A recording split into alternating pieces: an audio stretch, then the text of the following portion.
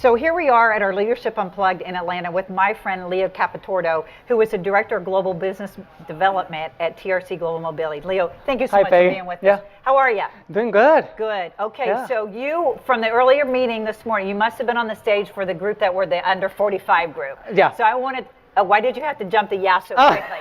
So I want to talk to you a little bit about just business disruption and, you know, sort of get your perspective on business disruption in our industry. So tell me a little bit about that. I think it's a good thing. Disruptions are a good thing. They're not a bad thing. Companies have to adapt to those disruptions. If company makes a chaos out of those disruptions, then that's bad. So I think adapting to those disruptions, that's how company succeeds, and you have to adapt fast. So it's good. I'm also part of that Latino culture where we don't make big deals out of things. So we just go with the flow, and we move with things along.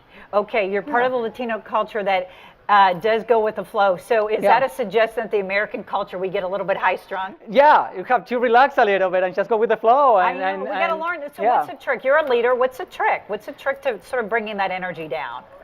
Just think about it. Just take a minute.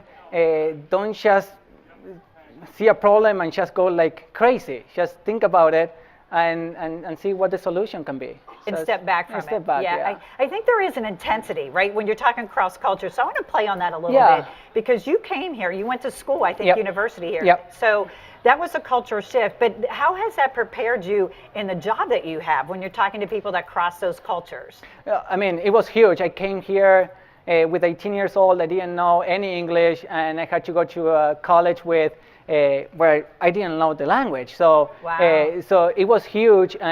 But again, friends and colleagues, and they helped me with all of that. So it was huge, the cross-cultural. So initially I tend to come close to other people from my culture or the Latino culture, just so I can relate, because I didn't know the American culture. But once you immerse to something and then you get used to it, then you get to adapt to that. So, you know, it's fascinating to me. You came here at 18, did not speak English, right? So when you talk to other people or families, you know, or you're talking to them whose children are going through your same experience, what do you say to them? Like, how did you make this I mean, your English is marvelous. How did you make the transformation? It wasn't easy, but again, you immerse to something. Once you put 100% of your entire body to something that you really want, you succeed. So you have to push through it, and I tell people that just put 100%, over 100%, and you will succeed. Either it's in business, in college, or sports, or anything like that. So you will succeed if you put your everything in it. Okay, so you gave me an opening there. You talked about business or sports. You're a soccer star. So tell me a little bit about that. I play soccer. I was playing professional soccer back home in Argentina. I got released, and after that I was like, what am I going to do? And I had the opportunity to come to college here and a full ride, and I took that opportunity. I was like, that's a good challenge for me to learn a new language, go to school, and learn a new culture. And then met my wife and stayed, but met my wife and stayed. Okay, there's a little love angle in there that you left off in the first chapter. All right.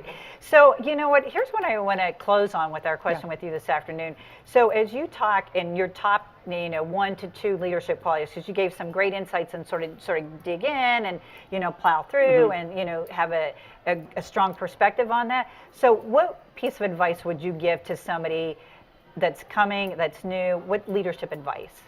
I think mentorship is awesome, and I was lucky enough in this industry to get a lot of mentors from old bosses, from competitors to old bosses to colleagues, and get a mentor that really cares about you, that you trust, and learn from him. So get a mentor. Key thing. Key. Key. Thank you so much, Thank Leo. You so much, Appreciate Peggy. it.